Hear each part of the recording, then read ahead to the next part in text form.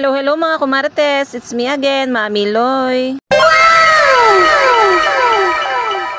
Bago nga ang lahat at bago nga tayo gumora ay mag-outfit check muna tayo. Talaga naman si Kumarites, kinikilig-kilig pa mo. At dahil magbi-beach nga tayo ito nga ang ating outfitan. Syempre, link sa comment section. Kasama nga pala natin ngayong araw, syempre yung mga anak nga ng mga tauhan ni Kuya. Syempre, ilan nga sa inyo ay nagtataka kung bakit nga tayo merong outing. Ayan nga pala si Kuya ay napaka-generous nga sa kanyang mga tauhan. Lalo na mga Kumarites kapag nga sunod-sunod ang kanilang project at hindi nawawalan. Syempre mga Kumarites, kapag nga sa construction kaya hindi naman palaging may tanggap. Minsan maraming project at minsan naman ay wala. Kaya pag sunod-sunod nga ang project ni na Kuya ay nagpapa-outing nga si Kuya sa kanyang mga tauhan. 2 jeep nga pala na mahaba itong inarkila nila Kuya. At ako'y natutuwa naman talaga dito sa anak ni Jonathan dahil nanonood nga daw ng ating mga mini vlog. Ayan, shoutout nga pala kay Stephanie at biruin nyo 4 na taon nanonood ng ating mini vlog. At ito namang isa yung kapatid niyang bunso na si Sab. At ayan, sabi nga ni Mami Shermaine, maldita nga daw itong kanyang bunso. Naku, Mami Shermaine, kanino ba nagmana? Charis. Nakakatuwa naman itong si Stephanie at nung nakita nga ako sa labas ng bahay na nagsusuklay, ay nakita nga daw niya si Kumarites. At ang sabi nga ni Mami Shermaine, hindi nga daw yung si Kumarites at si Mami Loy daw yun. Kaya naman nung hindi na nga nahihiya si Stephanie, Mami Loy na nga yung tawag niya sa akin. At itong si Sab naman ay ayaw magpahawak, mamaya paiiyakin kita. Ay kahit naman napakamalditang bata ay napaka-cute naman. At nung una pa nga ay nahihiya pa nga itong si Stephanie, pero nung nakalaunan nga ay hindi na rin nahiya. Dahil nung nakasama ko nga siya ay napakadaldal ngang bata. At ang mga kasama nga pala namin ngayon ay syempre yung mga pamipamilya din ng mga tauhan ni Kuya. 2 jeep nga pala yung inarkila dahil dun sa isang jeep ay nakalagay nga yung mga pagkain. At ayan, shoutout nga din pala dito sa asawa ni Kuya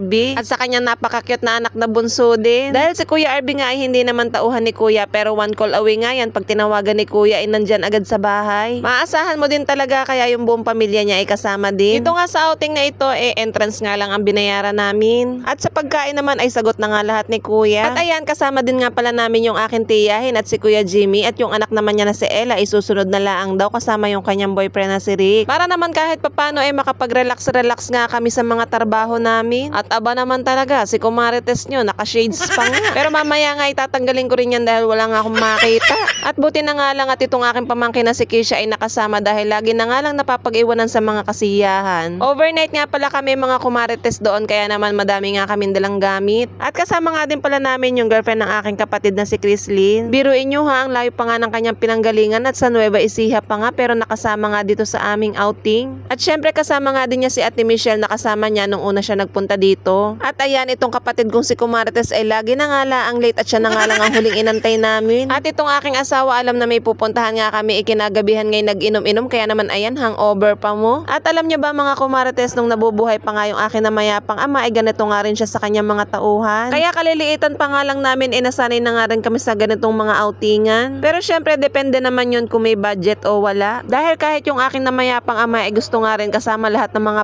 pamilya nila. Kaya parang sa kapatid ko nga ay parang naging tradisyon na nga rin yun kapag ka meron nga sila mga project. At parang birthday celebration na nga rin ito dahil birthday nga din ng aking pamangkin. Ayun nga ay si Kuya Nash at yun nga yung anak ni Kuya. At nag-birthday nga din pala yung aking kapatid na nasa Japan at birthday nga din ni Kuya nitong March. Tatlo nga silang nag-celebrate ng birthday ngayong March kaya parang ito na nga rin yung birthday celebration nila. At dito nga pala tayo mag-outing sa Sariaya, Quezon. Dahil dito talaga ay magkakatabi lang yung mga resort. Kaya bago ka nga pumunta dito ay mag-enquire ka nga muna. Dahil meron nga dito mga resort na bawal ang alak tapos bawal ang mga hayop. Noong nakaraang taon nga ay nanggaling na nga rin naman kami dito sa Punta Verde Resort. Dahil dito nga ay walang limit yung kanilang pool dahil dun sa nakaraang pinuntahan namin ay may limit nga hanggang alas 10 lang. At kasama nga din pala namin yung mga kapatid ni Ate Jen. At yung mga pamangkin na nga rin nila at malalaki na nga rin. Aba, at talaga namang si Kumarites, akala mo'y turista. Ay aba, kailangan natin mag-jacket at sayang ang gluta. Dito pa nga lang sa labas ng Punta Verde Resort ay masarap na nga mag-picture-picture. Katabi nga lang nito yung Monte Vista Resort at doon nga kami nag-summer outing ng mga nakaraang taon pa. Pero tingin ko nga ay mas mahal nga doon dahil mas maganda naman talaga sa Monte Vista. Mas malawak at mas malaki nga yun. At kalimitan nga ay doon ginaganap ang mga summer summer outing at itong si Paren Johnson akala mo'y preso naman dito sa labas. Ay kailan baga ang laya? At ayan, dalawa na nga silang nasa preso. Charot. At ayan, shoutout nga din pala dito sa kumpare ni Kuya na si Paren PJ. I-follow nyo na nga rin siya at nagko-content nga din pala siya. At itong aking anak nga ay nakatulog naman na at galing pa nga yan sa camping nila sa school. At itong aking asawa nga ay tuwang-tuwa nga dito sa anak ni Kuya Arby. Aba, ay klaseng gusto ng sundan. Charis. Ay, yaan mo't mamay gagawa tayo. Char. Ay, abay, bawal at tayo nasa dagat. Dito nga sa labas ng Punta Verde Resort ay pwede ka nga mag-picture-picture din eh. Tapos meron nga din pala silang playground para sa mga bata. Kita nyo nga at dun sa dulo nga ay meron nga ding swing at meron din padulasan. Bago nga kami nagpunta dito ay nag-enquire na nga dito si na Kuya at nagpa-reserve na nga din sila. Pero bago nga kami pumasok dito ay syempre mag-head count muna at baka naman mapasobra. At itong si Paren Johnson nga ay magbablog na nga rin daw siya. Mga buddy, dito kami sa Punta Verde. Layo. Punta Verde. Oh, alam nyo na mga kumarates, dito yan sa Punta Verde Resort. Ay naku, siguradong inggit na naman si kapatid na nasa Japan. Ay mas nauna pa kami nakabanding ang girlfriend kesa sa kanya. At pagkatapos nga mag-head count ay pumasok na nga rin kami. Ay aba, kaway-kaway kayo diyan at makikita tayo sa ating vlog. Kung dati-rati nga, hindi pa nga ako nagbablog, picture lang yung naiipon ko. Ngayon meron na tayong mga video. Padaan na nga rin si Kumarites Liit. Uy Stephanie, tingin ka sa video natin. Ay hindi tumingin, hindi nakita. Sinadya ko nga na dito pumesto para makita nga sila sa ating mga video. Ay aba, pag nag-trending tayo, buong mundo makikita kayo. At talaga naman si paring Marlon, talaga naman ngiting-ngiti. At syempre sumama na nga rin ako para makita na nga rin ako sa sarili kong vlog. Ano ba yan? Ay paano hindi, nakakasama na nga lang talaga ako sa mga mini vlog ko kapag may sarili nga akong dalang tripod. Dahil ang asawa ko nga hindi mo na rin naman maaasahan sa pagbibideo, kaya naman sariling sikap tayo. Pagpasok mo nga dito sa Punta Verde Resort, ay ito nga yung makikita mo. Dati nga nung nagpunta pa kami hindi pa nga ganito ito. Kahit papano nga ay meron na nga ding improvement dito. Buti na nga lang at yung nakuha ngang cottage ni na Kuya ay yung dati pa rin. Yung cottage nga ay katapat nga laang nung dagat. Kaya nga pagka nalasing pwedeng lumublob na agad sa tubig. At bago nga kami makapunta dun sa cottage ay dadaan nga muna kami dito sa maliit na tulay. Pagkalagpas mo naman na dito ay nandun na nga yung cottage. Doon kasi sa dating pinaganapan ng 7th birthday ni Kuya na siya ay nasa taas nga kami. Makakailang hakbang ka nga ng hagdanan, kaya naman pagka nga nalasing ay hindi agad makakapunta sa dagat. At bago ka nga makapunta sa dagat ay liyo ka na. Kaya buti na nga lang at dito na nga lang ulit si na Kuya nag-inquire. At ang kinuha nga ni Kuya ay itong pinakamalaking cottage. At dito nga sa taas ng cottage ay meron na nga rin mga higaan para yung pamilya nga ay pwedeng doon higa at matulog. Inilagay na nga lang muna namin yung aming mga gamit dito sa kabilang cottage. At nung nakuha na nga ni Ate Jen yung susi ay dito na nga kami nagpunta sa kwarto. Isang kwarto nga pala ito na malaki at marami na nga double deck dito sa loob. At in fairness naman yung mga double deck nila dito ay malalapad nga ang size. Kaya naman kasyang-kasya nga ang ating likod na malapad. Sa totoo nga lang yan napakainit nga ng mga oras na yan dahil kabubukas nga lang ng aircon, sobrang banas. Kaya naman nagtanggal nga muna ako ng jacket para mabawasan ng init. Nahiga nga muna ako saglit dito sa loob at nagpahinga ng kaunti. At meron nga din pala kaming kasamang baby. Anak nga pala yan ng pamangkin ni Ate Jen. Syempre hindi magpapaiwan sa outingan. Lahat nga kami ay nandito nga sa loob at mga nagpapalamig at mga naglalagay na nga ng sunscreen. Dahil itong mga batang ito ay pagkadating pa nga lang namin dito ay gusto na nga maligo. Pagkapahinga ko nga ay lumabas na nga rin kami at nagtatawag na nga sila at kakain na nga raw. At naandito na nga sila sa cottage at nag-uumpisa na nga sila mag-ihaw nitong pang-barbecue. At ayan nga pala si Kuya Arby at siya nga nakatoka dito sa pag-iihaw. At ayan nga ang barbecue yan ay ayan pa nga yung kinatay na baboy nung nakaraan pa. Inilagay na nga yan sa rep na nakamarinate na, kaya naman siguradong lasang-lasa na nga yung barbecue yan. Ang oras nga siguro nito ay mag-aalauna na ng hapon, kaya naman ayan nag-uumpisa na nga sila magkainan. Alas 12 kasi kami umalis sa bahay, kaya naman isang oras din ang biyahe. At ang mga ulam nga pala natin dito ay meron nga pala tayong dinugan, meron ding spaghetti, meron ding adobo, meron ding tulingan, meron ding isang kalderong kanin, meron din tayong alamang. At itong si Sabrina nga ay nakapag-swimming na nga at napaka-cute naman ang outfitan, naka 2-piece. Ay napaka-cute naman bata, ay talaga namang gagawa pa ng isa at napakagaganda ng lahi. At shoutout nga pala kay Mami Charmaine dahil 3 na nga ang anak niyan pero payat pa rin. Sana all na lang talaga. Mabalik na nga tayo dito sa pagkain at meron nga din pala tayong saging, meron din pakwan at meron ding singkamas. Syempre hindi mawawala ang ating Indian mango. At si Ate Jen nga ay nag-order nga din ng isang galong ice cream, kaya naman meron din tayong ice cream dito. At para nga yun sa mga bata at pati na rin sa mga isip bata, char. At itong aking asawa nga ay may iniabot nga sa aking pera, itago ko daw. Ay last pera na daw niya yun ay baka mawala pa. At ayan, itong si paring PJ nga, ang sarap ng kain daw po kayo. Kaya naman guys, ano pang inaantay nyo ay aba, mag-outing na rin kayo. Sobrang nakakawala din talaga ng stress kapag ka nga nasa tabing dagat ka.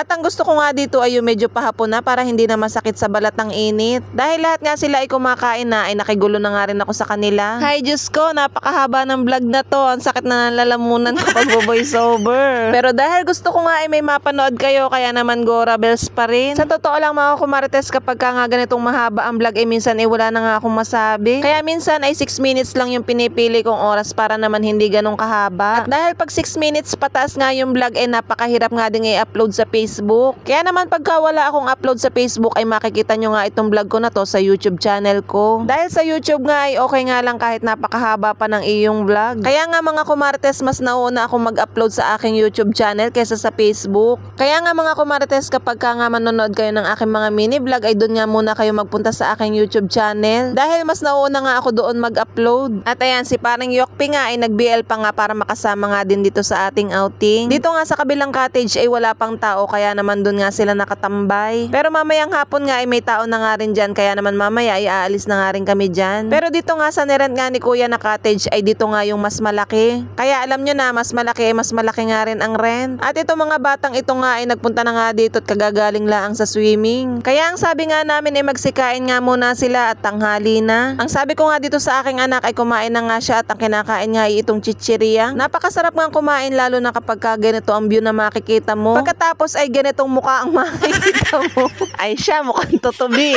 At itong si Kuya Nash nga ay kasama na nga si Kuya doon sa dagat. Yan talaga si Kuya Nash ay napakahilig nga sa tubig. Kapag ka nga patagalan sa tubig ay yan talaga ang maiiwan. Si Paring Piyok naman na nag-iihaw dito sa ating mga barbecue. Dahil sobrang lakas nga ng apoy kanina ay ayan, muntik na nga masunog itong ating mga barbecue. At dito nga sa Punta Verde Resort ay meron nga nitong parang zipline. At itong si Parang Johnson ang unang magta-try. Ay parang gusto ko nga rin i-try, yun nga lang ay baka hindi tayo kayanin ng lubid. O diba't enjoy na enjoy si Parang Johnson. Ay kahit naman hindi bata at isip bata ay mag-e-enjoy nga dito sa dagat. Pero wag kat, enjoy now, sunburn later. Ayan, sabi ko nga dito sa mga poging tauhan ni Kuya ay mag-hi naman dito sa ating vlog. Shoutout nga po pala sa inyo at buti naman po ay nakasama kayo. Ngayon nga ay mga hulas pa yung mga yan, pero mamaya ay mga senglot na rin yan. Ay sabi sa inyo, napakadaming baong alak ni Kuya. Kaya panigurado ay matira matibay na naman. Pero isa lang talaga ang sisiguraduhin ko sa inyo dahil si Kuya ang matitira matibay dyan. Bagsak na nga ang mga kasama pero siya hindi pa rin nalalasing. Minsan nga ay mga kainuman na nga ang tumatakbo dahil nga inaabot na ng umaga ang inuman. Andito nga ako sa nag-iihaw ng barbecue dahil nga mamaya ay titikman ko yan. Wala lang naman akong ginawa dito kundi kumain ng kumain. Kaya naman wag na nga kayong magtaka kung bakit hindi nga namamayat si Kumarites. At ayun na nga si Stephanie at sinamahan na nga ng kanyang papa para maligo sa dagat. Pagka nga ganyan mga kaliliitan pa ay kailangan talaga may kasamang matanda. At ayan, sino nga kaya nag-ihaw nito at talaga namang naging tutong na? O alam nyo na kung sino nag-ihaw nito at talaga namang tinatawanan yung kanyang inihaw. Pero kahit kasunog yan ay ating kakainin pa rin yan. Syempre wala tayong palalagpasin, titikman pa rin natin yan kahit para ng uling. Ay aba, talaga namang pagkit sa ngipin ay. Pero mga kumates, yung kinain ko nga lang dito ay yung laman at yung taba nga ay hindi ko naman kinain. Ay baka naman tumaas ang ating kolesterol niyan. Hindi ko na nga ito pinagayat at talaga namang kinain ko na ng buo. At ang sabi ko ay patikim nga nitong saging isinalaksak na nga sa aking bibig. Kala mo na may napakalaki nung kanya ay kasing laki lang din naman na rin saging. Char. Ay sorry Nat, may mga nanonood nga pala sa ating mga bata rated SPG. Patnubay na magulang ang kailangan. Char. Nagpunta nga ulit ako dito sa cottage at maghahanap na naman tayo ng makakain. Nakita ko nga sila dito at nagsasandok nga nitong ice cream kaya naman kumuha na nga rin ako. Dalawa nga yung flavor nito, ubi at saka cheese. Kumuha nga ako ng dalawa dahil yung aking asawa nga ay nagpapakuha rin. Pero dito naman sa resort ay meron din naman nagtitinda ng mga ice cream at pwede ka naman din bumili. Pero dahil may dala naman dito eh bakit naman tayo bibili pa? Eh syempre kukuha na nga lang tayo dito at libre pa. May kasama ngang apa yung kinuha ni Ate Jen pero naubos na nga rin. Kaya nung naubos nga itong apa eh sa mga baso na nga lang inilagay yung ibang ice cream. O diba, kain pa more. Parang hindi mamamayat niyan. Lahat na nga lang ata ng pagkain eh tinikman ko din eh.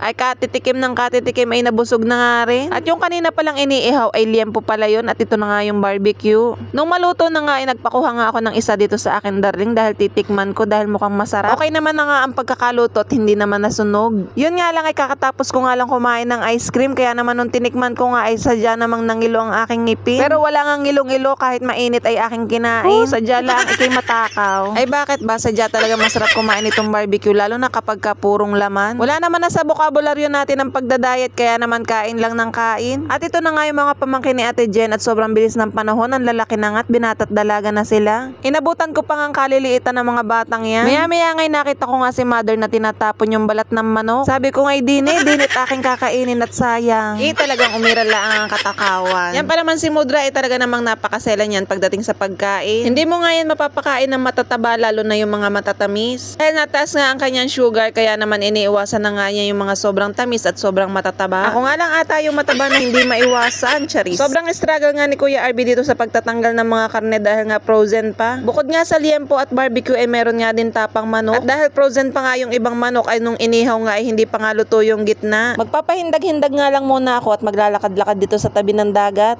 Hello mga kumarites! May kasama nga pala akong shokoy dito. May nahuli akong shokoy.